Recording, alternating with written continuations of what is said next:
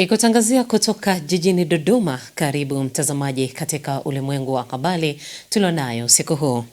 Makamu wa Rais azindua ujenzi wa maabara chuo kikuu cha Zanzibar SUZA. Na kwa kimataifa, nchi za Afrika Mashariki wajadili kiwanda kimoja cha mafuta. Lakini katika michezo, Kariakoo Derby kupigwa Meja Isamuhyo Mei 3. Hujambo mtazamaji popote pale ulipo, karibu katika ulimwengu wa habari kutoka hapa Sky TV. Langu jina ni Zinaziri Mswima. Makamu wa Rais wa Jamhuri ya Muungano wa Tanzania Mheshimiwa Dr. Emmanuel Nchimbi amesema mradi wa ujenzi wa maabara za sayansi na skuli ya kilimo ya Chuo Kikuu cha Taifa cha Zanzibar SUZA ni muhimu kwa kuwa unaolenga kuweka misingi imara ya maendeleo ya teknolojia, ujuzi na uchumi katika jamii. Makamu wa Rais amesema hayo wakati akiweka jiwe la msingi la ujenzi wa maabara ya sayansi na skuli ya kilimo ya Chuo Kikuu cha Taifa cha Zanzibar SUZA, ikiwa ni shamra za miaka 62 ya Muungano. Amesema mradi huo utaleta manufaa makubwa kwa nchi, ikiwa ni pamoja na kutengeneza fursa za ajira, kuongeza uelewa katika sayansi na teknolojia na kuongeza tija katika kilimo. Huu ni mradi muhimu sana unaolenga kuweka misingi imara ya maendeleo ya teknolojia, ujuzi na uchumi katika jamii.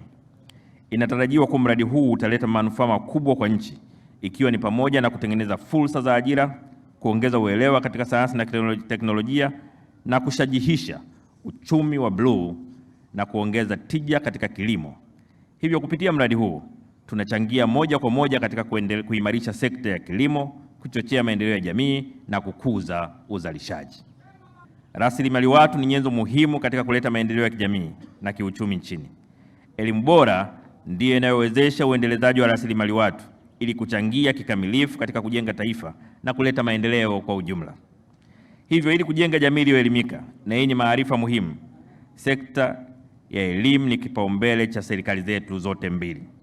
Leo tunapoweka jiwe hili la msingi, tunaangazia pia mafanikio ya Muungano wa Tanzania katika miaka 62 iliyopita. Kupitia muungano huu tumeweza kushirikiana zaidi, kuimarisha amani na kustawisha maendeleo ya kiuchumi katika jamii pande zote mbili za muungano. Mradi huu wa HIT ni mfano hai wa faida za muungano wetu, kwani ni mradi unaogusa maisha ya wananchi wote bara na visiwani.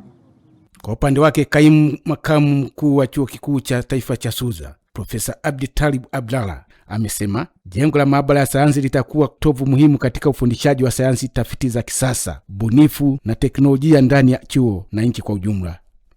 Jengo la maabara ya sayansi litakuwa kitovu muhimu katika kuimarisha ufundishaji wa sayansi, tafiti za kisasa na bunifu na teknolojia ndani ya chuo na nchi kwa ujumla. Kupitia maabara hizi za kisasa, wanafunzi na watafiti watapata mazingira bora ya kufanya majaribio, tafiti shirikishi na bunifu zinazolenga kutatua changamoto mbalimbali za kijamii, kiuchumi na kimazingira. Uwekezaji huu utaongeza ubora wa elimu ya sayansi na kuzalisha wataalamu wenye ujuzi wa vitendo na uwezo wa kushindana katika soko la ajira la kitaifa na kimataifa. Aidha, uwekezaji huu utaimarisha uwezo wa SUZA katika kutoa huduma za ushauri elekezi, mafunzo maalum na tafiti zinazolenga kutatua changamoto za jamii na kuchochea maendeleo ya uchumi kwa taifa. Tuangazie taarifa nyingine mtazamaji kutoka kule mkoani Mara. Watu wawili wakiwemo mama mjamzito hawajulikani walipo baada ya mtumbwi uliokuwa umebeba watu 8 kuzama katika Ziwa Victoria wilayani Rorya mkoani Mara. Kaimu kamanda wa zimamoto na uokoaji mkoa wa Mara, mrakibu mwandamizi Agostini Magere, amethibitisha kuwa ajali hiyo imetokea wakati wananchi hao wakisafiri kutoka kijiji cha Nyamunga kwenda Muhundwe, ambapo watu 6 wamefanikiwa kuokolewa wakiwa hai, huku juhudi za kuwatafuta waliobaki zikiendelea. Tukio hilo lilitokea katika kijiji cha Nyamunga ambako ndo kulikuwa na mtumbwi huo ulikuwa unatoka Nyamunga kuelekea Muhundwe ambayo ni kata ya Suba wilaya ya Rorya. Mtumbwi huo ulikuwa na watu 8 ambao wanaume walikuwa 5 akiwemo na mtoto mmoja, maana kati ya hao 5 na wanawake walikuwa 3. Baada ya tukio hilo kutokea, waliweza kuokolewa watu 6, wakiwemo wanaume 5, kwa maana watu wazima watu 4, na mtoto mmoja wa kiume na mwanamke mmoja, na ambao hawakuweza kuokolewa, ambao mpaka saa hizi jitihada zinafanyika, ni watu 2 jinsia ni ke. Lakini kati ya hao watu 2 ambao jinsia ni ke, mmoja ni mama mjamzito. Kikosi cha zimamoto kinaendelea kwa kushirikiana na wananchi waliopo katika eneo hilo husika kuhakikisha jitihada zinafanikiwa kuweza kuokoa wenzetu hao au watu hao ambao wamezama maji. Inasadikika jana majira hayo ambayo nimeyataja, saa 10 jioni, kulikuwa na upepo ukielekea na mvua kidogo, ambayo ilipelekea sasa mtumbwi huo kukosa uelekeo na kuweza kuzama. Na inasadikika watu hao hawakuwa na mavazi rasmi ya kujiokolea, kwa maana life jacket, na endapo wangeweza kuwa na hayo, basi saa nyingine isingeweza kuleta madhara makubwa kama haya, ingekuwa vyepesi kuwaokoa. Na wito wangu ni kuzidi kuwasisitiza wananchi kufuata maelekezo ya mamlaka ya hali ya hewa TMA, ambayo mara nyingi inatoa, lakini kupitia forum yao ya DMU au serikali zile za kijiji au wilaya au kata au afisa uvuvi, ni vizuri wakaendelea kuzingatia hayo maelekezo yanayotolewa ili kuepusha madhara kama haya ambayo yanaweza kutokea. Pole kwa ndugu, jamaa na marafiki ambao wamekutwa na tukio hilo. Mbunge wa Ushetu Emmanuel Cherehani ameshauri serikali kuanzisha mkoa wa kiutendaji wa TANESCO katika wilaya ya Kahama ili kuboresha huduma ya umeme na kuongeza ufanisi wa ukusanyaji wa mapato. Akichangia mjadala wa bajeti ya Wizara ya Nishati bungeni Dodoma, Cherehani amesema Kahama inakusanya zaidi ya shilingi bilioni 7 kwa mwezi, sawa na takribani bilioni 90 kwa mwaka. Tupate taarifa kamili. Kahama inahitaji mkoa wa TANESCO. Hali ya Kahama, Mheshimiwa Naibu Waziri, wewe unafika pale unashuhudia. Makusanyo ya Kahama kwa mwezi tunakusanya na halmashauri zake 3.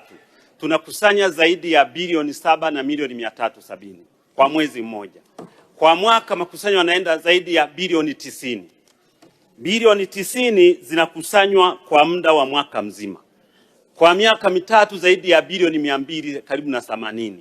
Lakini miundombinu ni mibovu, umeme unakatika kila mara, biashara za Watanzania katika halmashauri zetu 3 ni ya kusuasua.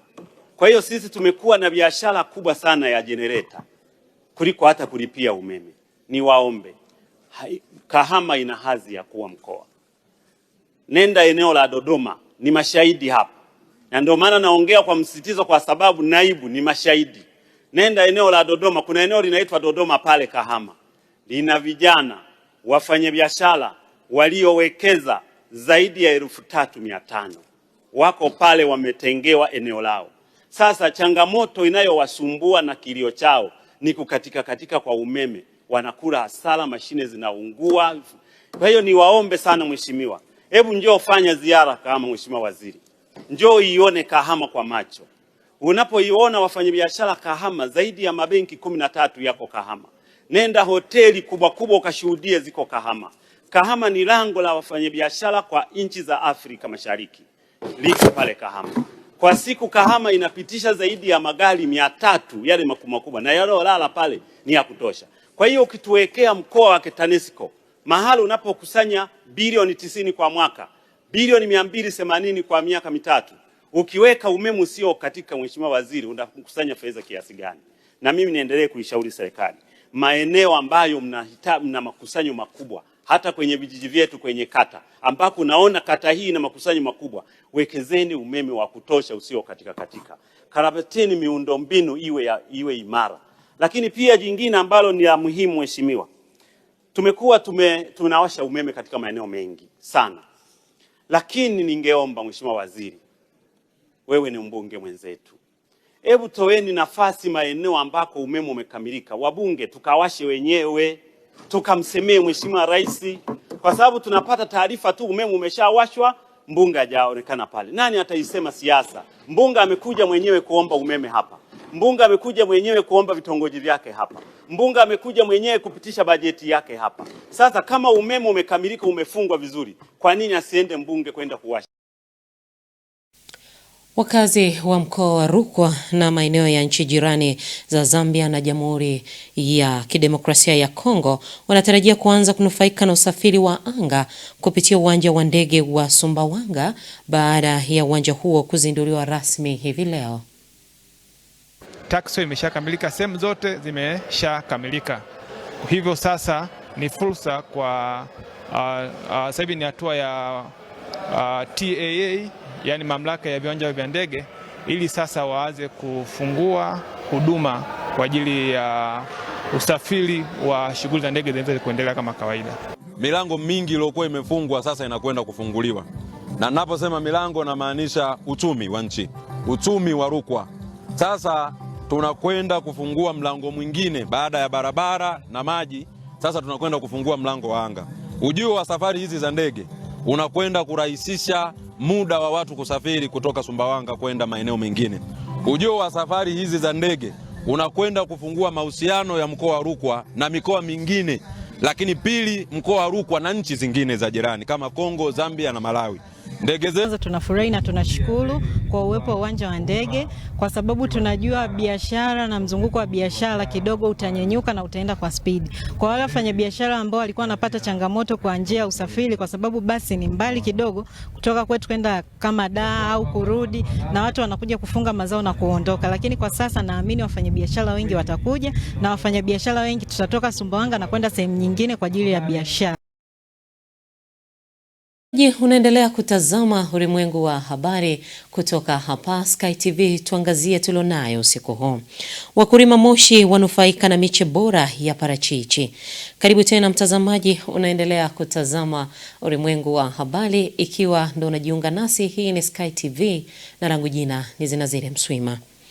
Wizara ya Kilimo kupitia Mamlaka ya Udhibiti wa Nafaka na Mazao Mchanganyiko COPRA imeanzisha harakati ya ugawaji wa miche bora ya maparachichi kwa wakulima wa maeneo ya wilaya ya Moshi mkoani Kilimanjaro, ikiwa ni mpango madhubuti wa serikali katika kufufua zao hilo mkoani humo.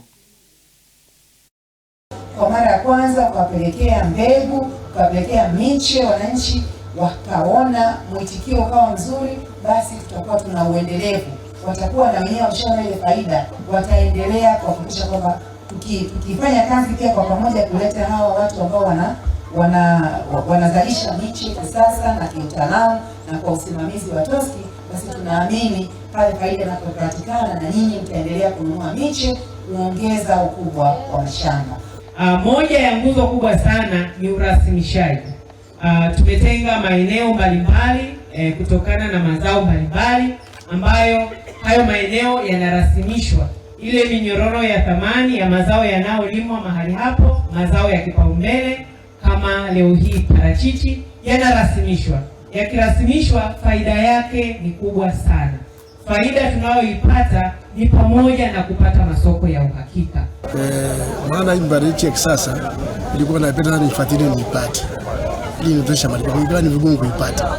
Sasa tunafurahi kwa hii kampuni kuleta nani ili za kuleta parachichi kwetu sisi, ili tuweze kuotesha na tunufaike nayo, na tuelekeze zaidi kusomea jinsi ya kuitunza ili isije karibika ikafa.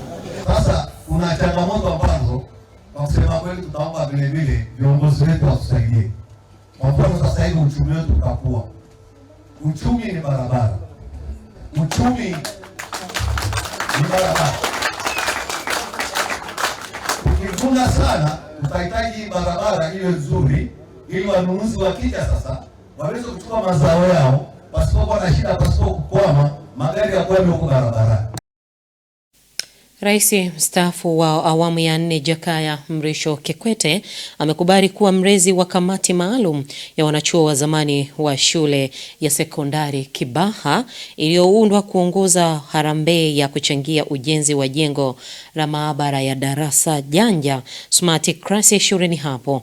Dr. Kikwete ambaye ni miongoni mwa wahitimu wa shule hiyo miaka 60 iliyopita ameonyesha dhamira ya dhati ya kuendeleza taasisi hiyo kwa kushiriki kikamilifu katika juhudi za kuboresha miundombinu ya elimu hususan katika eneo la TEHAMA. Abdulrahmani Mambokaleo, yeye huyo ndio aliyewezesha kupatikana zile kompyuta. Engineer ametoa zile kompyuta zote, pamependeza.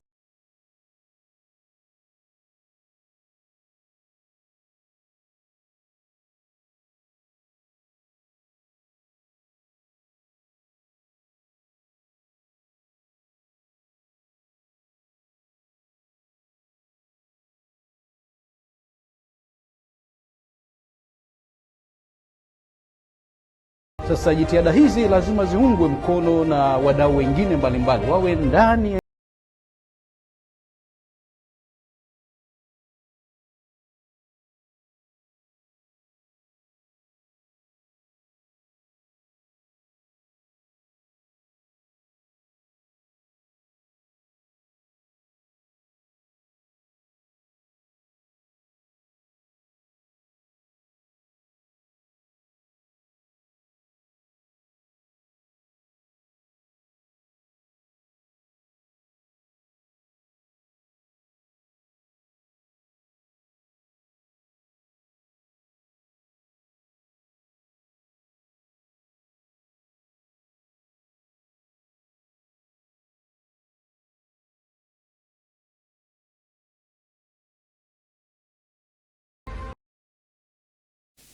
Mkurugenzi wa idara ya miliki kutoka Wakala wa Majengo Tanzania TBA, Saidi Mdeme ametembelea hospitali ya rufaa ya kanda ya Chato mkoani Geita kuelekea ujenzi wa awamu ya pili ya hospitali hiyo, huku akibainisha kuwa majengo ya wodi yakikamilika yatakuwa na uwezo wa kupokea vitanda 210 vya wagonjwa na jengo lingine lililo kamili la mionzi, huku serikali ikiwa tayari imeshapeleka vifaa tiba vya kisasa kama MRI, mashine za X-ray na CT scan.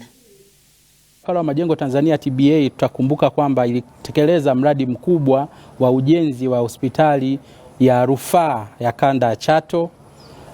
Hospitali hii ya rufaa ya kanda imejengwa kwa utaratibu wa buni jenga kwa maana ya design and build na Wakala wa Majengo Tanzania TBA. Na katika utekelezaji wa mradi huu tumeona kwamba awamu ya kwanza ya utekelezaji wa mradi tayari ilikwisha kukamilika na majengo yalikwisha kuanza kutumika. Majengo haya yamekuwa tu si msaada wa kutoa huduma kwa watu wa kanda hii, lakini kuna nchi za jirani pia wagonjwa ambao wanapata fursa ya kuja kupata matibabu kwenye hospitali hii ya rufaa ya kanda Chato.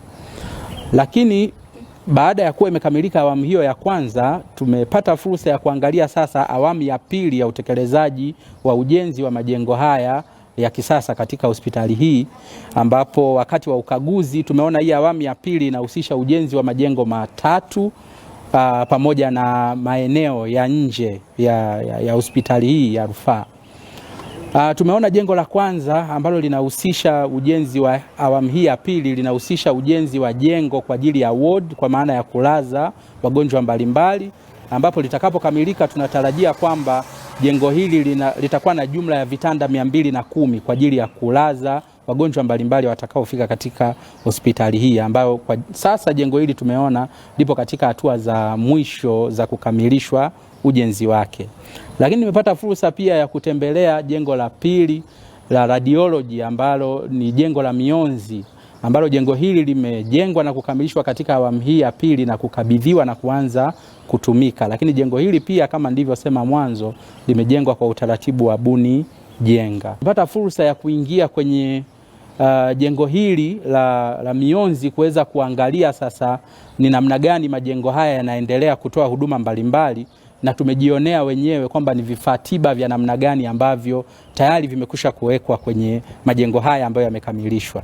Tumeweza kujionea ni kwa kiasi gani serikali hii ya awamu ya 6 imeweza kuhakikisha uwepo wa vifaa vya kisasa vya uchunguzi wa kitabibu katika jengo hili ambalo sasa limekamilika. Tumeona vifaa kama MRI ya kisasa kabisa ambayo tayari imewekwa, lakini tumeona mashine za X-ray. Hizi wametuambia wataalamu kwamba ni za kisasa kabisa, ni digital X-ray ambazo zimewekwa katika jengo hili ambalo tayari tumelikamilisha.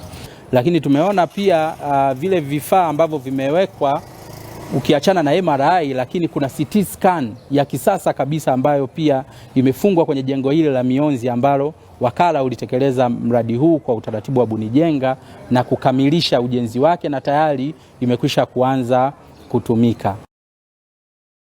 Na moja kwa moja tuangazie taarifa nyingine kutoka mkoani Pwani. Wakulima wa kijiji cha Mikele wilayani Mkuranga mkoa wa Pwani wameiomba serikali kuisaidia kuchukua hatua ya haraka kwa mfugaji ambaye zaidi ya miaka 3 amekuwa akilisha mifugo yake kwenye mashamba yao na kusababisha hasara na kutovuna chakula. Ng'ombe yao kama utakuja kuwakuta shambani, ukija kumwambia mwenyewe mwenye ng'ombe anakwambia waache, kwani nyinyi hapo mnalima kinacholimwa kitu gani wakati huko ndani mna majani, sisi tunalisha majani hatulishi chakula. Ukija ukiangalia chakula kinakuja kinapondeka. Ukisema sana anambia we msilete ndomo, mimi naweza nikakupiga na kokote ya mwendi. Na maisha yangu ndio haya. Siwezi kulima shamba kubwa, lakini haya mashamba madogo madogo ninalima kwa sababu nini? Nipate kula. Sasa ng'ombe kila siku anakuja, sasa itakuwaje? Serikali inisaidie kuhusu hawa ng'ombe. Sisi tumeshafika mpaka kwa mkuu wa wilaya. Mkuu wa wilaya akatoa agizo, lakini huyu mpaka leo bado yupo. Na ndio maana tulipeleka taarifa hizi mheshimiwa diwani leo akatuambia nisubirini, nakuja nije nionane na nyinyi wakulima. Ilipokea taarifa za uwepo wa wafugaji ambao wamelisha mifugo yao katika mashamba ya wakulima kijiji cha Mikele kata Njiani. Jitihada ambazo serikali tuzifanya serikali ya wilaya, tuliunda task force ambayo task force hiyo ilifanya kazi ya kwenda kuondoa mifugo katika maeneo ambayo ni wakulima eleza. Sasa kwa hii hoja ya kijiji cha Mikele kata ya Njiani, of course tumepokea leo na sisi kwa umuhimu na uharaka tutaanza kuichukulia hatua leo kwa kuelekeza watendaji wa kata na vijiji katika maeneo hayo wachukue hatua, lakini na sisi kama ofisi ya mkuu wa wilaya wiki ijayo tutaenda kufanya operation ya kuondoa hao wafugaji katika maeneo ambayo ni wakulima. Baada ya mapumziko mafupi, mtazamaji, tutaungana na Jeremia Hisaya katika habari za biashara pamoja na uchumi.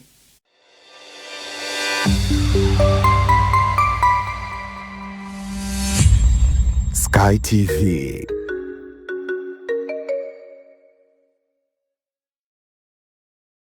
Habari, jina langu ni Sarah kutoka ya ZIC. Kazi yangu ni kukuongoza katika kufanya maamuzi sahihi ya kujikinga wewe na mali yako dhidi ya majanga yasiyotarajiwa kwa kupata bima kutoka ZIC. Je, unaifahamu ZIC? ZIC ni shirika la bima lililoanzishwa mwaka 1969 kutoa huduma za bima kwa wananchi, taasisi za umma na binafsi kwa lengo la kulinda uchumi wa watu binafsi na nchi yetu kwa ujumla. Lengo letu ni kuwa kampuni ya bima inayoaminika na wateja na kutambulika kote Afrika Mashariki. Dhamira yetu ni kulinda na kuwawezesha wateja wetu kwa kuwapa huduma bora na za kuaminika. Baada ya utangulizi wangu, je, ungependa kujua kuhusu huduma zetu? ZIC tunatoa huduma za bima za mali na ajali, na kati ya hizi ni bima ya magari, bima ya wizi, bima ya moto, bima ya mizigo. Je, unazijua branchi zetu? Kuhakikisha tunawafikia wateja wetu nchi nzima, tunatoa huduma zetu kupitia ofisi zetu kuu zilizopo mtaa wa Mpirani pamoja na matawi yetu yafuatayo: Amani, Marhubi, Chake Chake, Dar es Salaam, Dodoma, Mwanza, Kahama, Arusha, Tanga, Mbeya na Mtwara. Unajua ni njia gani tunazotumia kuwapa wateja wetu huduma? Tunatoa huduma kupitia ofisi zetu, kupitia mawakala na madalali wa bima waliosajiliwa na Mamlaka ya Bima Tanzania, kupitia mawakala wa Bank Assurance na pia kupitia mitandao ya simu kupitia Voda Bima na Mix by Yas. Karibu ufurahie huduma zetu kwa masaa 24. tunakujali.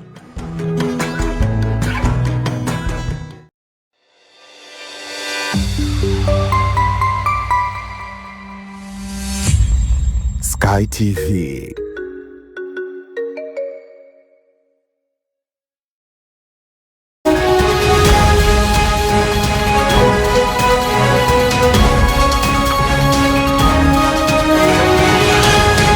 Biashara na uchumi.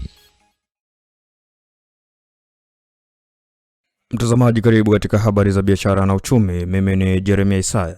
Taasisi ya CRDB Bank Foundation imetoa zaidi ya shilingi bilioni 1.3 kwa wezesha wachimbaji wadogo nchini katika jitihada za kukuza uchumi wa madini na kuongeza ushiriki wao kwenye sekta rasmi.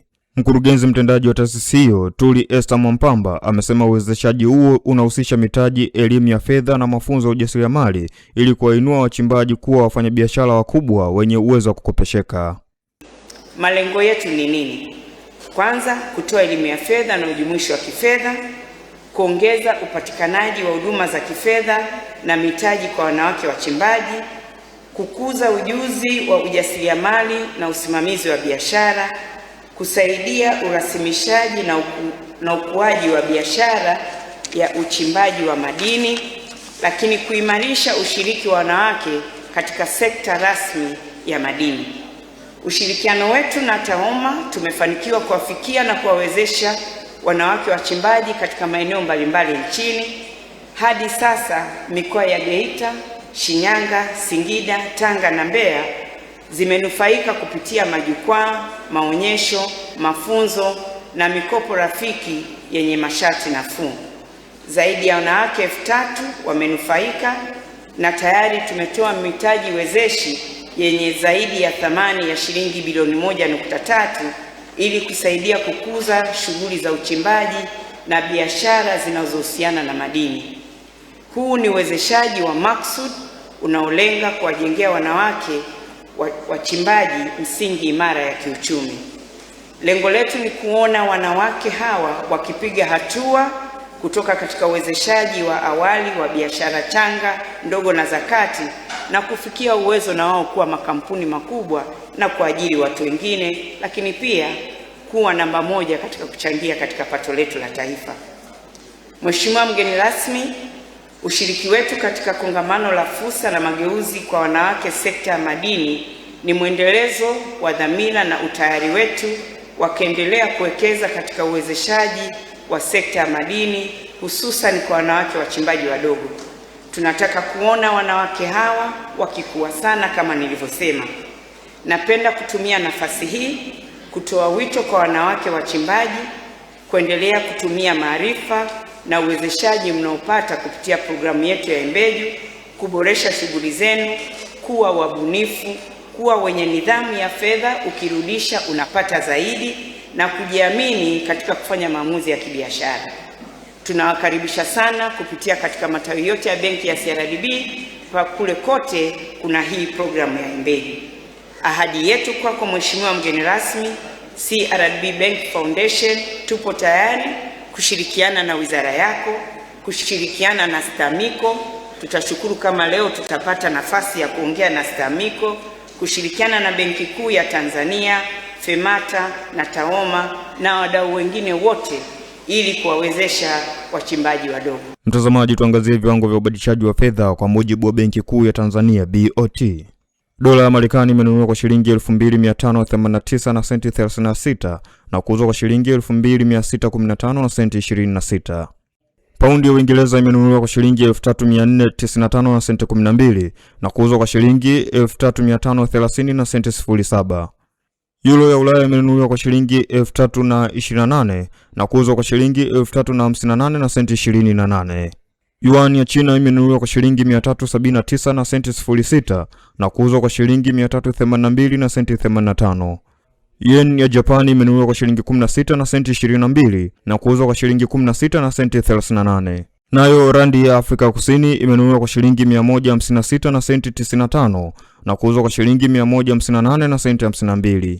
Shilingi ya Kenya imenunuliwa kwa shilingi 20 na kuuzwa kwa shilingi 20 na senti 20.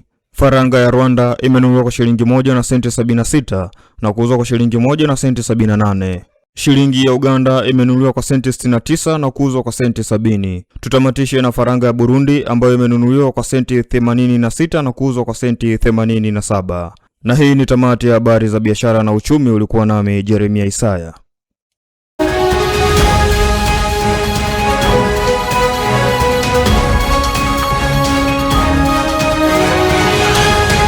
Biashara na uchumi.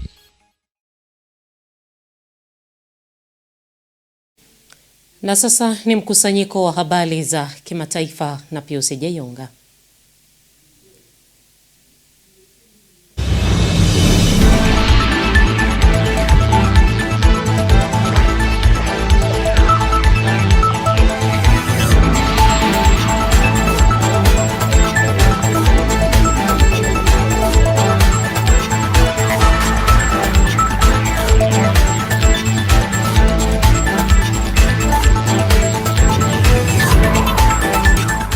Habari za kimataifa.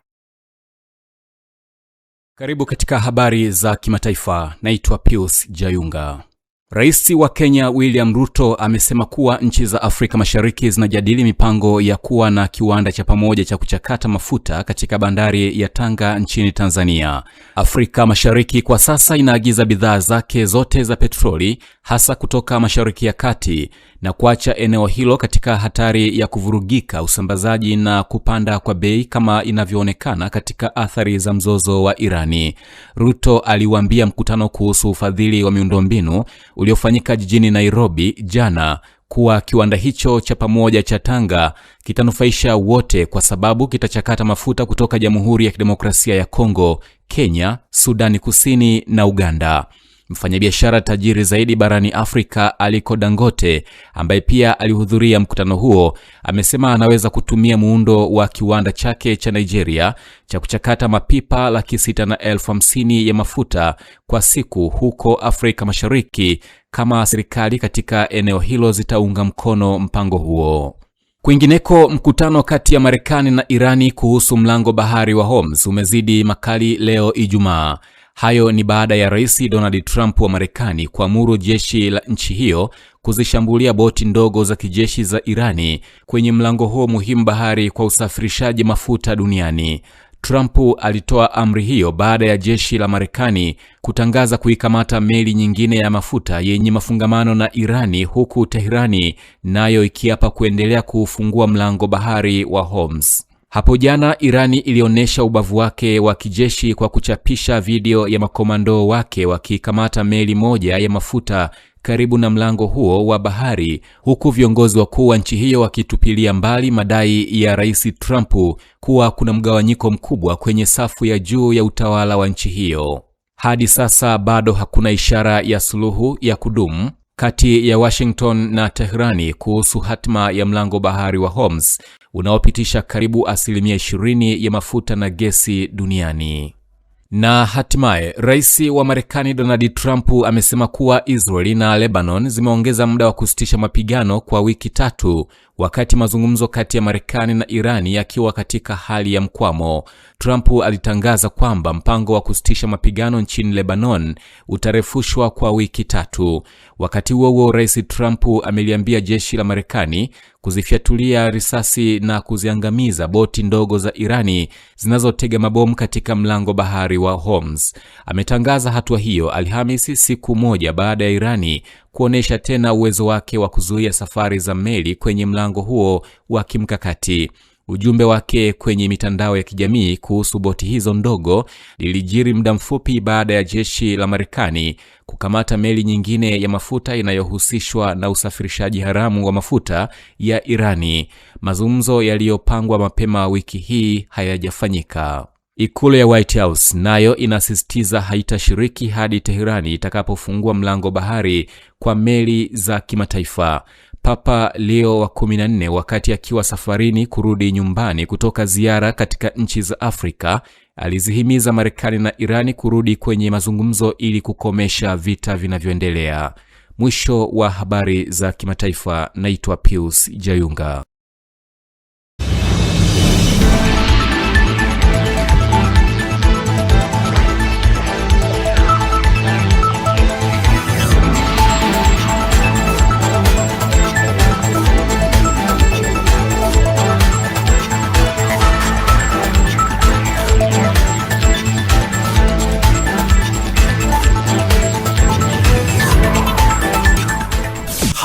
za kimataifa.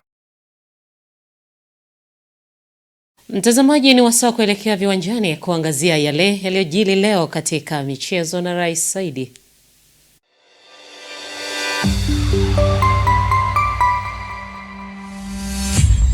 Sky TV.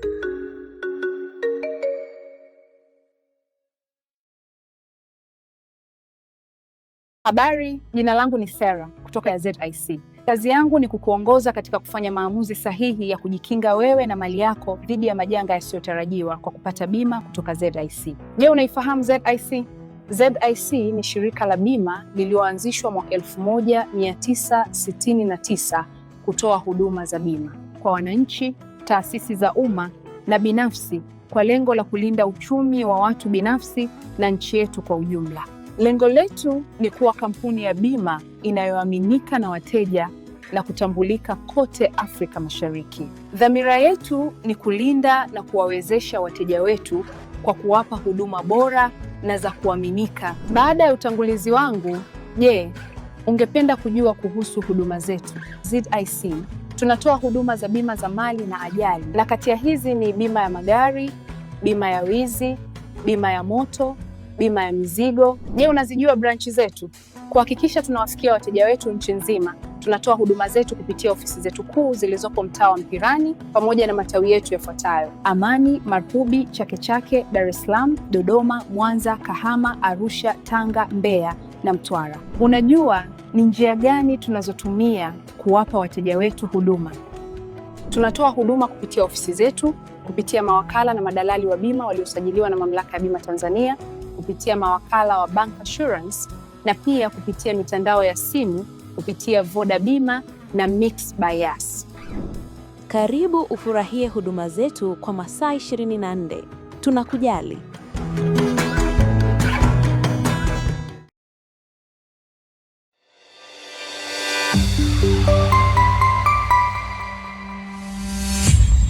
Sky TV.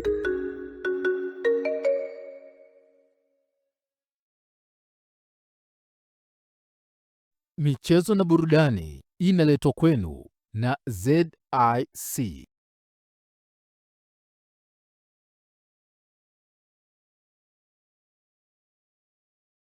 Sky TV inakukaribisha mfanyabiashara, mjasiriamali, taasisi na mashirika mbalimbali kutangaza biashara yako kwa gharama nafuu. Sky TV itafurahi kuwa sehemu ya kufanikisha ndoto yako ya kukua kibiashara. Karibu utangaze nasi ili kuwafikia wateja wengi kutoka maeneo mbalimbali ndani na nje ya nchi. Kwa maelezo zaidi, wasiliana na mkuu wa kitengo cha masoko kupitia simu namba 0673 33 61 99 au 0794 96 3336. Wakati wa kukua kibiashara, taasisi au shirika lako ni sasa. Changamkia fursa hii.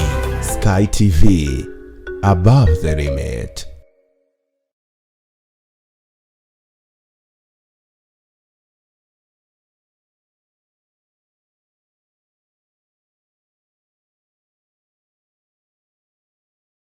Habari, jina langu ni Sarah kutoka ya ZIC. Kazi yangu ni kukuongoza katika kufanya maamuzi sahihi ya kujikinga wewe na mali yako dhidi ya majanga yasiyotarajiwa kwa kupata bima kutoka ZIC. Je, unaifahamu ZIC? ZIC ni shirika la bima lililoanzishwa mwaka 1969 kutoa huduma za bima kwa wananchi, taasisi za umma na binafsi kwa lengo la kulinda uchumi wa watu binafsi na nchi yetu kwa ujumla. Lengo letu ni kuwa kampuni ya bima inayoaminika na wateja na kutambulika kote Afrika Mashariki. Dhamira yetu ni kulinda na kuwawezesha wateja wetu kwa kuwapa huduma bora na za kuaminika. Baada ya utangulizi wangu, je, ungependa kujua kuhusu huduma zetu? ZIC tunatoa huduma za bima za mali na ajali, na kati ya hizi ni bima ya magari, bima ya wizi, bima ya moto, bima ya mizigo. Je, unazijua branchi zetu? Kuhakikisha tunawafikia wateja wetu nchi nzima, tunatoa huduma zetu kupitia ofisi zetu kuu zilizopo mtaa wa Mpirani pamoja na matawi yetu yafuatayo: Amani, Marubi, Chake Chake, Dar es Salaam, Dodoma, Mwanza, Kahama, Arusha, Tanga, Mbeya na Mtwara. Unajua ni njia gani tunazotumia kuwapa wateja wetu huduma? Tunatoa huduma kupitia ofisi zetu, kupitia mawakala na madalali wa bima waliosajiliwa na Mamlaka ya Bima Tanzania, kupitia mawakala wa Bank Assurance na pia kupitia mitandao ya simu kupitia Voda Bima na Mix by Yas. Karibu ufurahie huduma zetu kwa masaa 24. Tunakujali.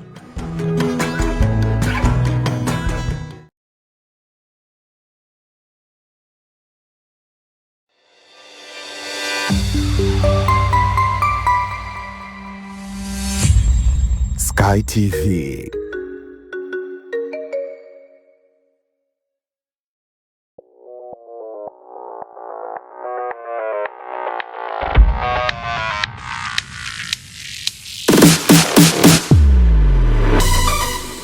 Habari za michezo na burudani.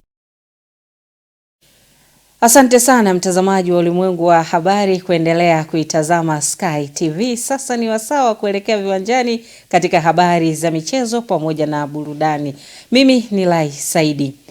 Shirikisho la mpira wa miguu hapa nchini TFF limetangaza kuwa mchezo namba 168 ambao ni mchezo wa ligi kuu soka Tanzania bara, mchezo utakaokutanisha Simba Sport Club na Yanga, utachezwa uwanja wa Meja Jenerali Samuyo na sio uwanja wa Benjamin Mkapa.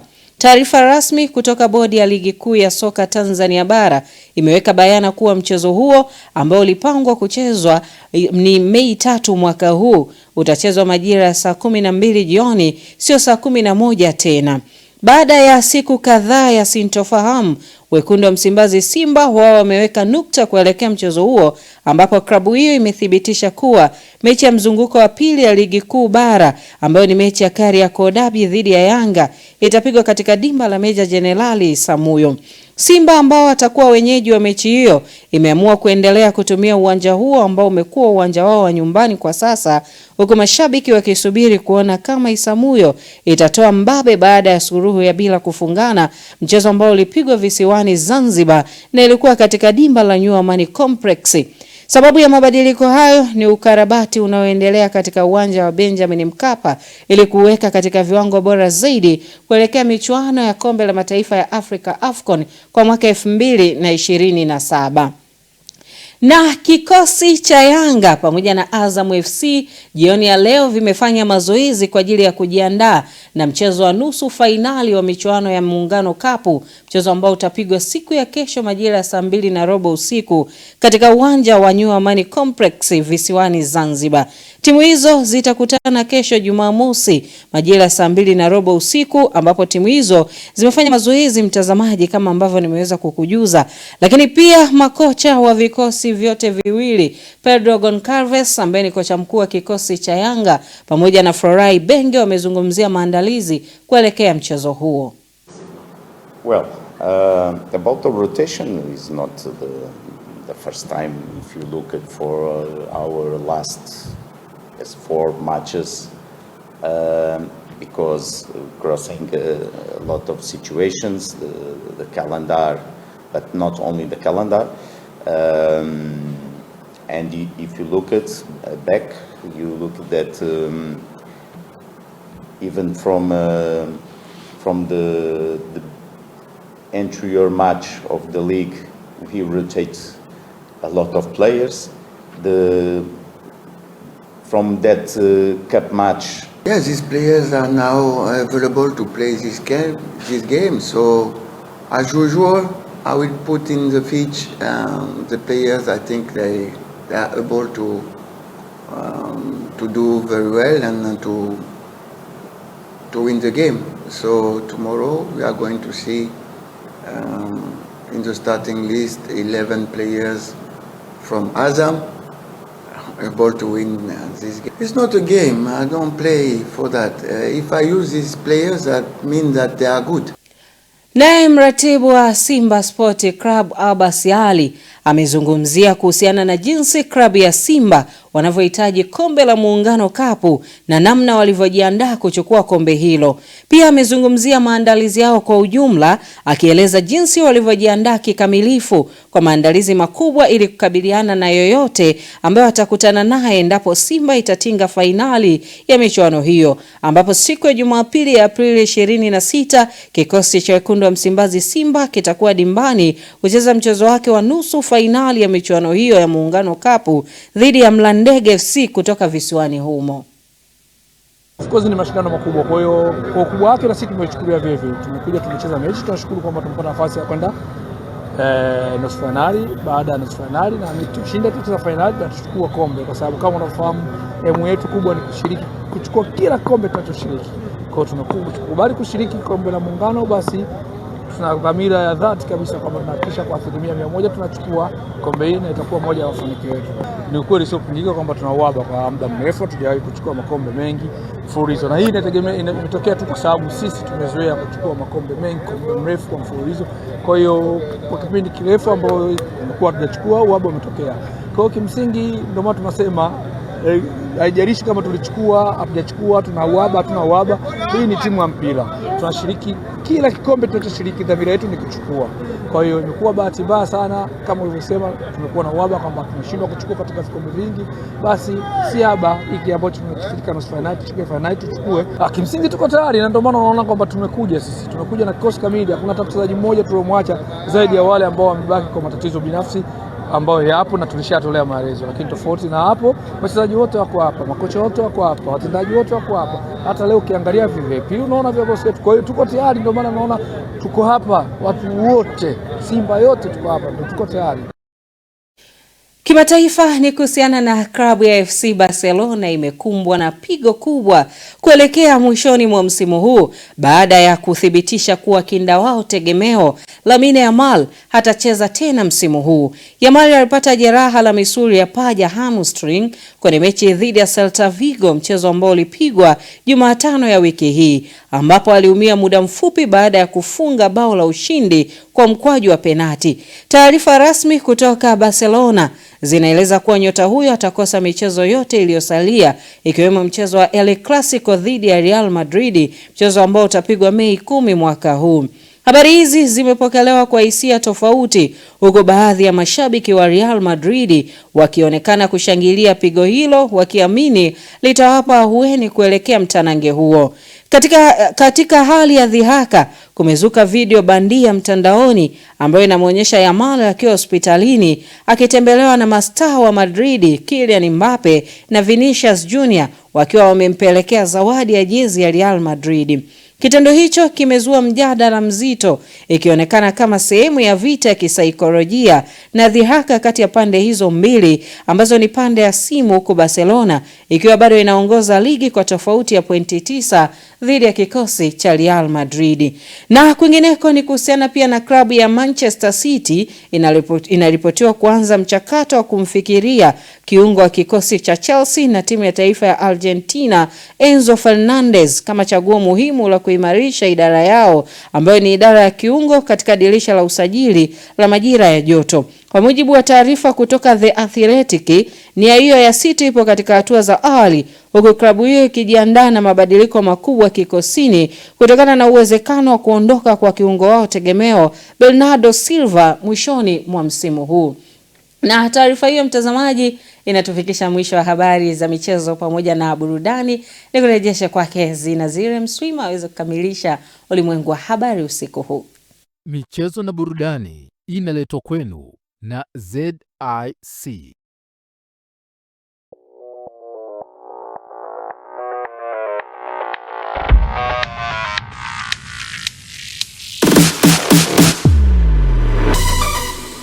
Habari za michezo na burudani.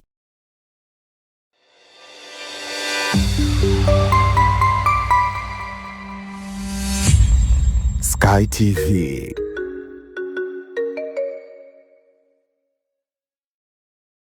Sky TV inakukaribisha mfanyabiashara, mjasiriamali, taasisi na mashirika mbalimbali kutangaza biashara yako kwa gharama nafuu. Sky TV itafurahi kuwa sehemu ya kufanikisha ndoto yako ya kukua kibiashara. Karibu utangaze nasi ili kuwafikia wateja wengi kutoka maeneo mbalimbali ndani na nje ya nchi. Kwa maelezo zaidi, wasiliana na mkuu wa kitengo cha masoko kupitia simu namba 0673 33 61 99 au 0794 96 3336. Wakati wa kukua kibiashara, taasisi au shirika lako ni sasa. Changamkia fursa hii.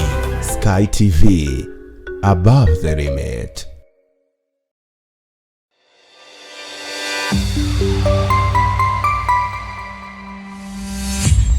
Sky TV.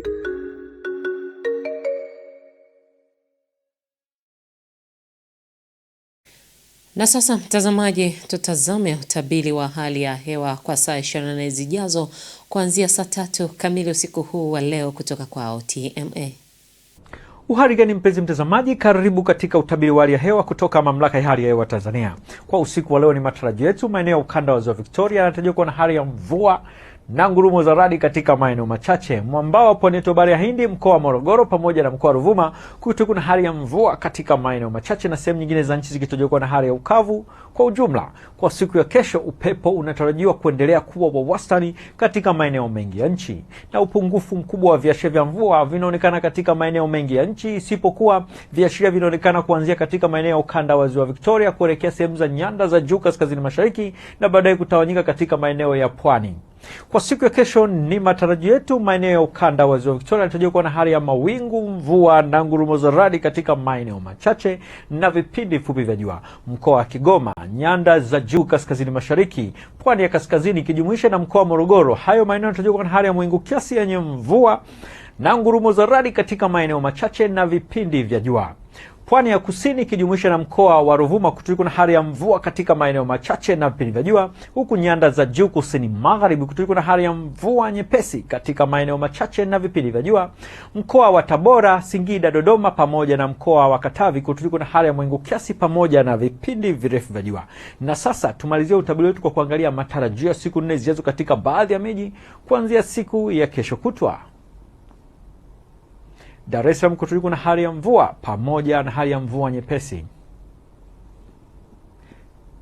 Dodoma kutakuwa na hali ya mvua nyepesi katika maeneo machache. Mkoa wa Mwanza kutakuwa na hali ya mvua na ngurumo katika maeneo machache.